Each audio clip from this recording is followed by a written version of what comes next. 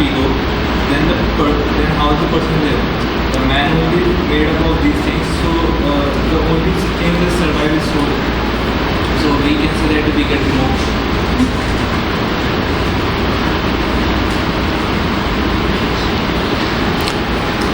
The question is, if love is death of ego, then a loving man will be just soul. So, is love moksha? This is the question. But everything that you just said is a concept in your mind. Ego lives on concepts. Ego lives on thoughts. Concepts are thoughts. What is the definition of a concept? Where you define A in terms of B, A is equal to FB, and you define B in terms of C, and you define C in terms of D, and ultimately everything is defined in terms of everything else, and nothing has any independent definition of its own. That is a concept. So what is love? Death of the ego. What is ego? Lovelessness. So love is defined in terms of ego, ego is defined in terms of love, and what are both defined in terms of? That you have no idea of. Because there is nothing independent in your life, and hence there is no independent definition either in your life. Then you said moksha, enlightenment, emancipation, whatever that means. Now what does that mean to you? Again, egolessness. Whatever you are saying is just ego.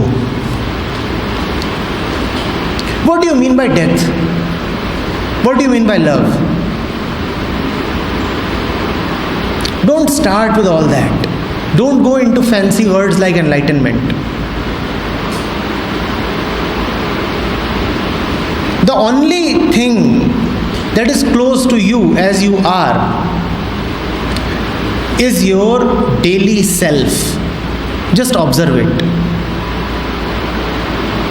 Sitting on that chair, continuing with your daily life, you will neither know ego nor love nor enlightenment.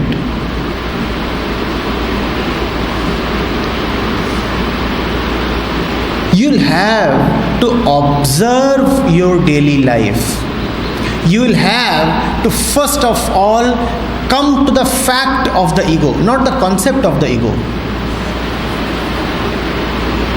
Coming to the concept is something that the ego really likes, because concepts are the diet of ego.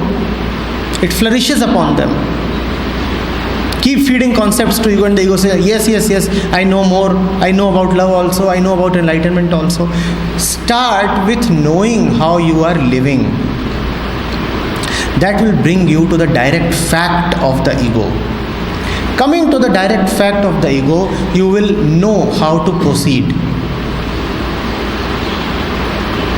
And as you proceed from there, love and realization do not then remain mere words. But before you proceed towards the solution side, the side of love and freedom and realization, you first of all have to encounter the problem side, because it is only from the problem that the solution can emerge. When you come close to the problem, you have also come very close to the solution.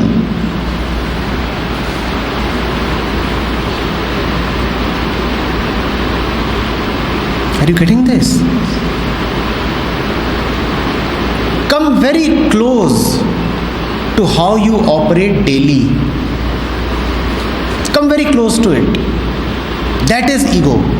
Ego is not a thought or a concept or a framework. What is ego?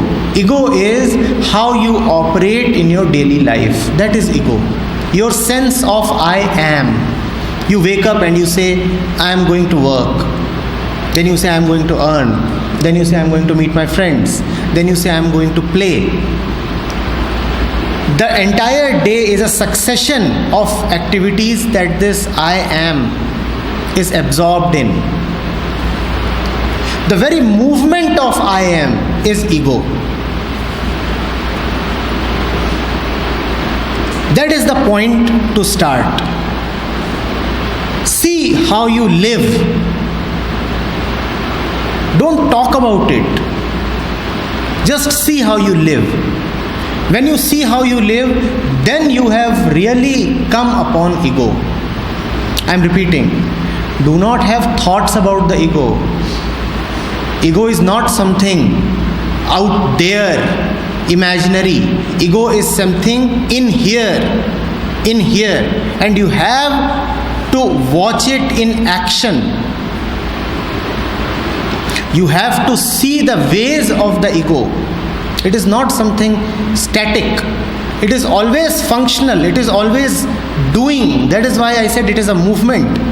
The ego is always restless and is hence always involved in some kind of activity or the other. You have to watch your activities. Watching your activities, you see the ego. Or let's put it this way, that when you watch yourself, whatever you see is called the ego. When you watch yourself, whatever you see is called the ego. This watching is sufficient, at least for now. Out of this watchfulness, much more is known. Much more becomes clear. Much action results. But we cannot talk about that action right now. If we talk, that would be just imagination. All that action, all that realization, all that clarity depends first of all on a clear observation of what we are doing, an impartial, unbiased, attentive observation of the self. That is what the ego is.